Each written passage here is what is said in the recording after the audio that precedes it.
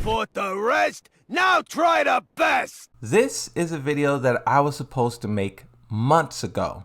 The topic is spamming Harada with the same request over and over and over again. I was not able to get to this topic because of all of the news and trailers and stuff that's been happening. But in this moment of silence, well, not really even a moment of silence. Weekly Trailers is going crazy right now. But I thought I would get around to this topic and talk about it. Let's figure out together what the Moonsault Slayer of 2 months ago was trying to tell us. Let's start with this interview here from Harada and Michael Murray. They talk about 2 different types of player requests. The first one is one person spamming multiple times over and over and over again. We have 3 examples of that we'll talk about. The other type of request is where you take one person's opinion and you count that. And then you take the next person, the next person. You ignore how many times they asked and you only focused on the one person. Basically, every person gets a vote, or one person can vote as many times as you want. If you count the just sheer volume with the same person responding multiple times, then perhaps Kunimitsu. If you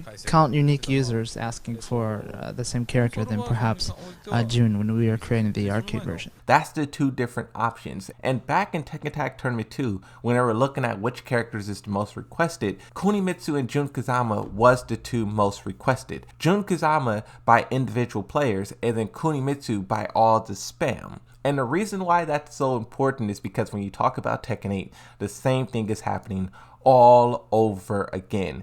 We're past the base roster everyone hopes is crushed, but now we're turning our attention towards the DLC. And oh boy, are people spamming about the DLC. But who cares? Who cares about the Moonsault's opinion? Let's look at these tweets and stuff here. Okay, the first one, and I think this is the one that kind of sparked this video. It's a post that was made to the Tekken subreddit. Do you know Josh? This guy is crazy.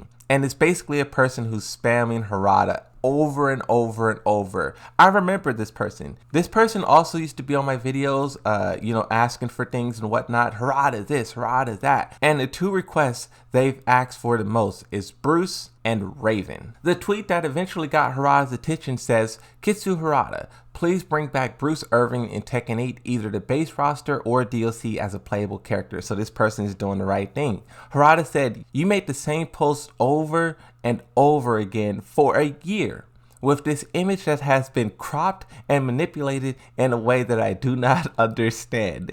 If you continue to use those images, I will only reject your request. I will block you. First off, what is up with this Bruce image? Why did you choose this picture of Bruce with all this weird distortion stuff behind it to say, yeah, this is what I would use to like, it's crazy, bro. It's it's wild.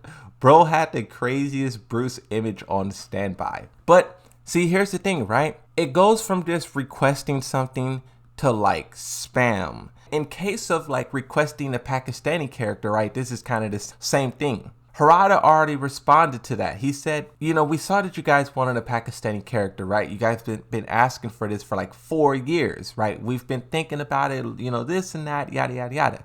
But you guys have been going on and on and on for so long to where now we have to deny the request. It's basically what he said. If we cave into what you're saying now, then it will be like you guys are forcing us to. It will be like you guys are controlling the company, and we cannot send that kind of message. I think about the Sniper Wolf situation. Here's a better way to explain it. Sniper Wolf, she doxed another YouTuber, Jack Films. Everyone on the internet was like, YouTube, you gotta delete her channel. You gotta do this. You gotta do that. Hurry up. Why aren't you doing anything? YouTube eventually told another content creator, we cannot ban her now because you guys have requested it. If we ban her, it will basically come off as the internet forced us to do this. And being in the position of a company, you do not want to send that message, because right now we're talking about Pakistan. Put Pakistan, put Pakistan. But the question that I always ask is, if the developers did that, Pakistani character on Tekken 8 base roster,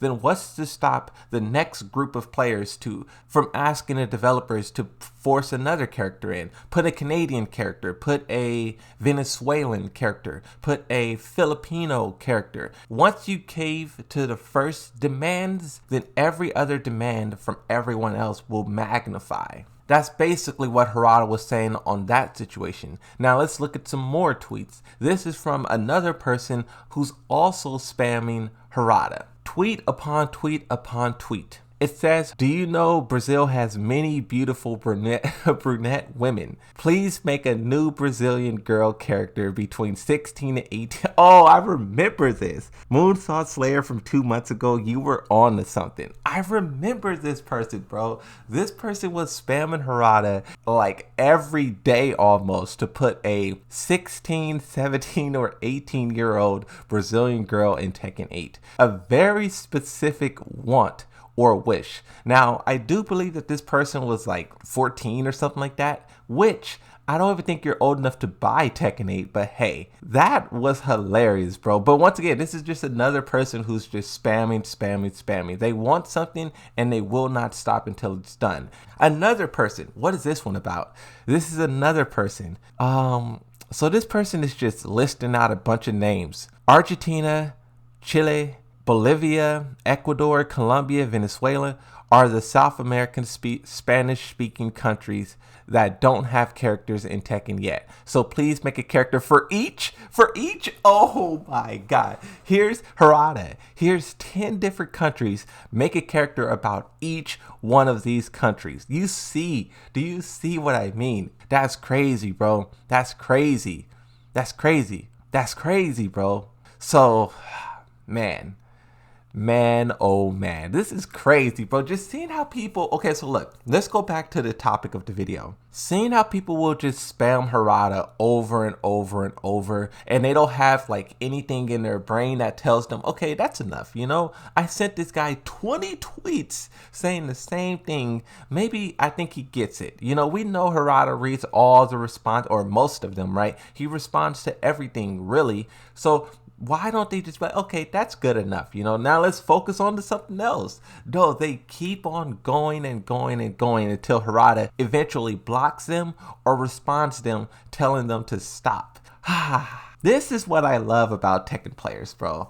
The chaos, the destruction, acting without thinking.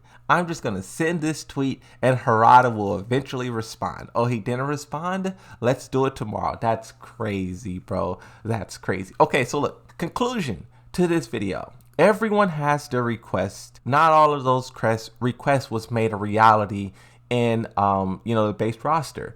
But when you talk about the DLC, I think there's going to be a lot of new characters that show up. Because, so for Tekken 7, they did 2, and then they did 6, and then they did 4, and then they did 2.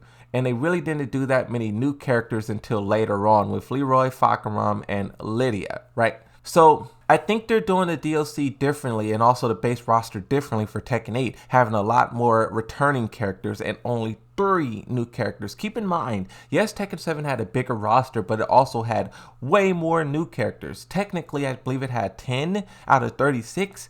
Tekken 8 only has 3 out of 32. So that's way less than Tekken 7, but I think they're doing that so when the DLC come around, they can add brand new characters in and it won't like bloat the roster.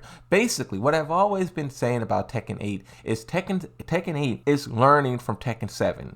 The